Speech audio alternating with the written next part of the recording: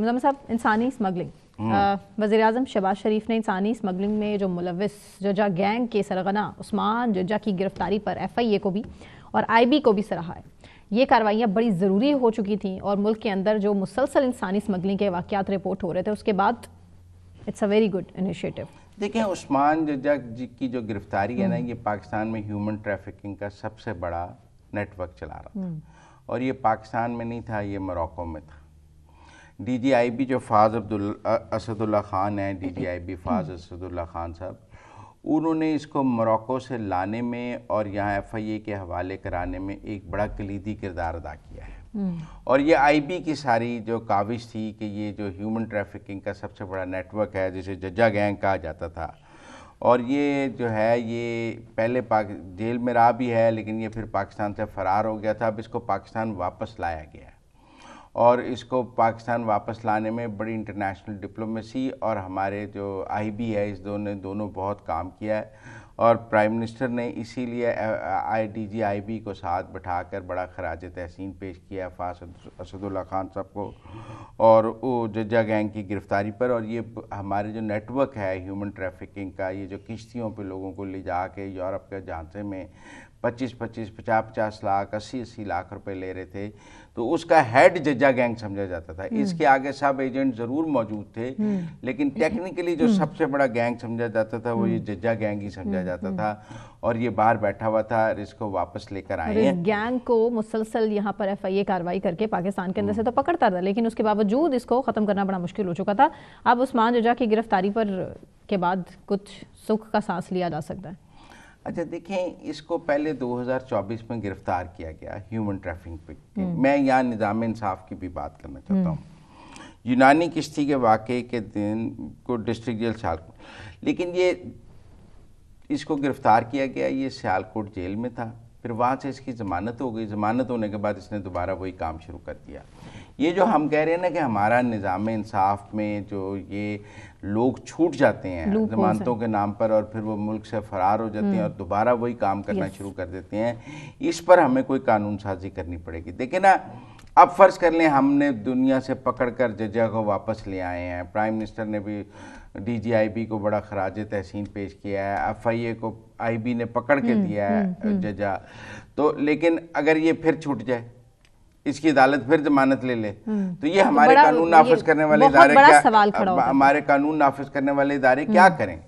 Human trafficking Pakistan کا بہت بڑا مسئلہ ہے، بہت بڑا. پچھلے دنوں میرے ایک جاننے والے کو اسی طرح ایک ایجنٹ جناب کینیڈا لے جانے کے بہانے نائجیریا لے گیا. اب نائجیریا کا اور پاکستان کا ویزا ہی نہیں ہے، تو نائجیریا میں انٹری ہے، وہ نائجیریا لے گیا اور وہاں نائجیریا میں اس کی ڈیتھ ہو گئی، اور ڈیڈ باڈی واپس آنے کے کوئی $10,000 لگ رہے ہیں.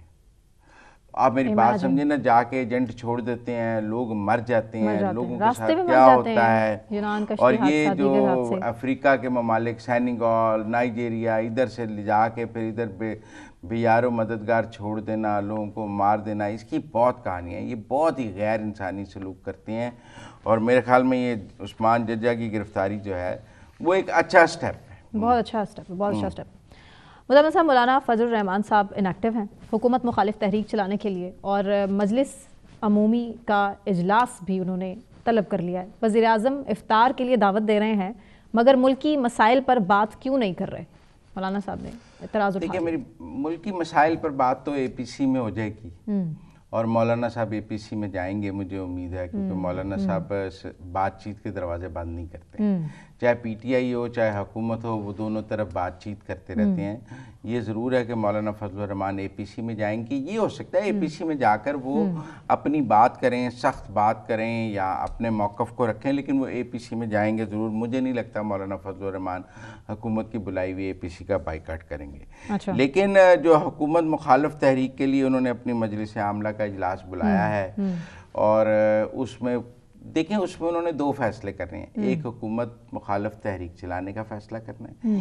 ایک کیا وہ تحریک انہوں نے پی ٹی آئی کے ساتھ چلانی ہے اور کسی گرینڈ اپوزیشن الائنس میں شامل ہونا ہے, اس کا فیصلہ کرنا ہے. 2 الگ الگ فیصلے ہیں. یہ بھی ہو سکتا ہے کہ مولانا فضل الرحمان JUI اپنے طور پر حکومت کے خلاف تحریک چلانے کا اعلان کرے, جو ابھی تک ایسے ہی ہو رہا ہے, اور وہ کہے کہ ہم پی ٹی آئی کے ساتھ نہیں چلائیں گے, ہم اپنے طور پر چلائیں گے.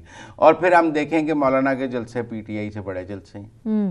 پھر جب مولانا دھاڑیں تو وہ پی ٹی آئی سے زیادہ دھاڑیں, تو ایسے لگے جیسے اپوزیشن کی سب سے بڑی پارٹی تو مولانا فضل الرحمان ہے.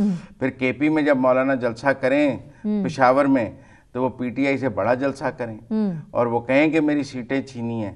وہ پھر جب ثوابی میں جلسہ کریں, جب سوات میں جلسہ کریں اور کہیں یہاں دھاندلی ہوئی ہے, میری سیٹیں چھینی گئی ہیں, تو پھر پی ٹی آئی کیا کر لے گی؟ مولانا صاحب نے بھی ہتھولا رکھا ہوا ہے ویسے پی ٹی آئی کے حوالے سے بھی. انہوں نے کہا ہے کہ پی ٹی آئی کے حوالے سے اتحاد کے سوال پر جواب دیا ہے مولانا صاحب نے کہ اس پارٹی کی اصل قیادت جیل میں ہے اور باہر جو بھی ہیں ان میں یکسوئی کا فقدان. اس کا باہر والوں سے تو بات نہیں ہو سکتی اور اندر والے کو ملنے جانے کے لیے تیار نہیں ہے. اسی لیے رابطے تو باقاعدہ طور پر ہو رہے ہیں. لیکن نا بہت دیکھیں 2 باتیں تھیں. اس گرینڈ اپوزیشن الائنس کے لیے پی ٹی آئی نے یہ کوشش کی کہ گنڈا پور اور فضل الرحمان کی ملاقات کرائی جائے, لیکن گنڈا پور نے پھر ان کے خلاف انٹرویو دے دیا اور پھر گنڈا پور اور فضل الرحمان کے خلاف درمیان ملاقات نہ ہو سکی, برف پگھل نہیں سکی. ابھی بھی پی ٹی آئی اور مولانا فضل الرحمان کے درمیان مکمل طور پہ برف نہیں پگھلی ہے. بہت ساری چیزوں پر ان کا اختلاف ابھی باقی ہے, اور وہ جب کہتے ہیں نا یکسوئی نہیں ہے, یا وہ کہتے ہیں قیادت ان کی نان سیریس ہے, اس کا مطلب ہے ان کو باہر والے لوگوں پہ کوئی اعتبار نہیں ہے کہ یہ جو بات کر رہے ہیں وہ کل کو عمران خان مانے گا بھی یا نہیں. مطلب آپ اسد کے اثر ابھی مولانا فضل الرحمان سے کچھ طے کر لیں, کیا گارنٹی ہے کہ کل کو عمران خان وہ بات مانے گا؟ اب عمران خان سے کی کیا گارنٹی ہے کہ وہ جو بات کر لے گا وہ مانے گا, کیونکہ وہ تو یو ٹرن کا بادشاہ ہے.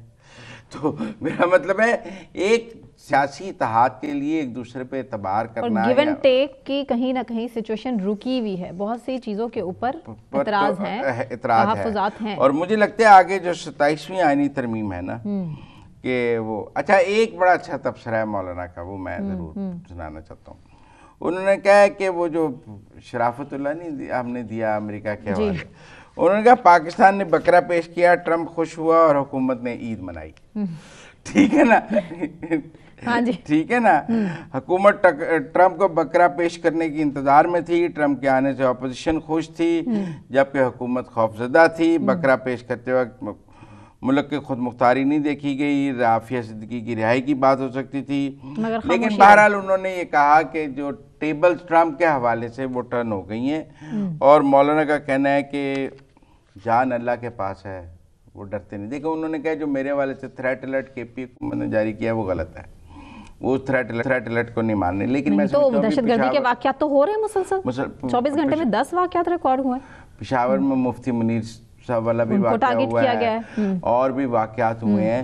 جو ہماری اب میں نے ٹی ٹی پی کا پریس ریلیز بھی دیکھا ہے مفتی کے حوالے سے کہ ہم نے اس کو, انہوں نے اون کیا کہ ہم نے اس کو ان کی شہادت کی ہے یا ہم نے ان کو مارا ہے.